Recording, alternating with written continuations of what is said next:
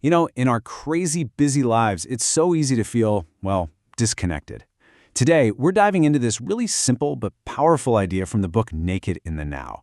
It's all about a path to finding this deep sense of ease, not by adding more stuff to our lives, but by letting things go.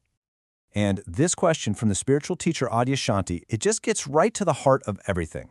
It's not about trying to achieve some special enlightened state.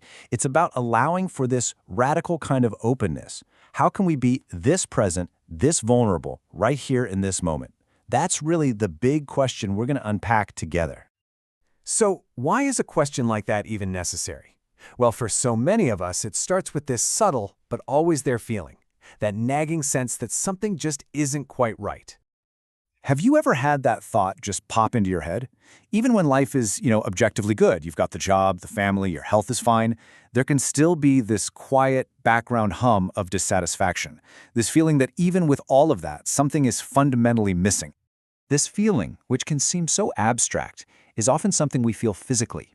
The source material tells this great story about a mother who goes on a retreat. Her life was wonderful, really, but she felt this constant, low-level tension she just couldn't put her finger on. And then she remembered what her young son asked her right before she left. He said, "Mommy, are you going to settle your body?" And bam, that was it. She wasn't suffering from bad circumstances. Her body was just unsettled.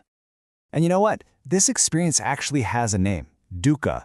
Now, we often hear this translated as suffering, and we think of big, dramatic, awful things. But dukkha is also this much, much subtler feeling. It's that persistent restlessness, that sense that things could be better, or that something is just a little bit off. It's the tension of never feeling 100% at ease in our own skin. So, when we feel this dukkha, this unsettledness, what's our first instinct? Usually it's to try harder, right? To just muscle through it and fix whatever we think the problem is. But what if that's the exact opposite of what we should be doing? There's an old fable from Aesop, the one about the north wind and the sun, that illustrates this perfectly. The north wind tries with all its might to rip a traveler's coat off using brute force. But what happens? The traveler just clutches the coat even tighter. That's us when we try to fight our own anxiety. What we resist persists. The sun, on the other hand, does something totally different. It just shines. It creates this warm, inviting environment, and pretty soon the traveler naturally relaxes and takes his coat off all on his own. The insight here is so crucial. Gentle presence is almost always more powerful than forceful striving. Okay, so if forcing things doesn't work, what does? This brings us to the book's core solution, which isn't about fighting at all. It's about letting go. The answer is something the author calls naked awareness. And listen, this isn't another complicated technique to learn or a new philosophy you have to adopt. It's the total opposite. It's about dropping stuff, letting go of the stories, the mental chatter, the physical tension, and just bringing your attention back to the direct sensory reality of this moment.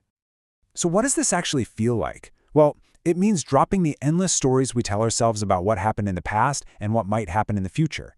It means shifting your attention away from your thoughts and toward what your senses are actually taking in right now. And this one is huge. It means accepting yourself exactly as you are in this moment, without any agenda to fix or improve a single thing. It's a really radical act of just being. That might sound great in theory, but how do you actually do it? Well, the book offers a really simple, gentle way to start, and it frames it not as more work, but as a much-needed mini-vacation.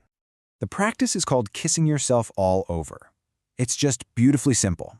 You get comfortable, take a couple of deep breaths, and then you imagine a warm golden light, like liquid honey or something, just pooling at the very top of your head. Then you just let it slowly flow down over your face, your shoulders, your chest, imagining each part it touches just releasing and relaxing. And the final step is the most important. You just rest. No goal, no agenda. You just notice the feeling of being coated in this warm, gentle attention. The key here, and this is so important, is to start small. The book really emphasizes that this isn't about willpower, it's about invitation.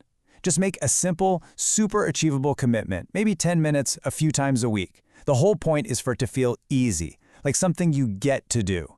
This isn't another chore to add to your to-do list. It's a gift you give to yourself. And all of this brings us to one final, powerful question that really gets to the core of this whole practice. What would your life be like if there were never anything wrong? Not that challenges wouldn't pop up, of course, but what if your fundamental state of being was one of acceptance and ease? It's a pretty profound thought to sit with. Thanks for joining me.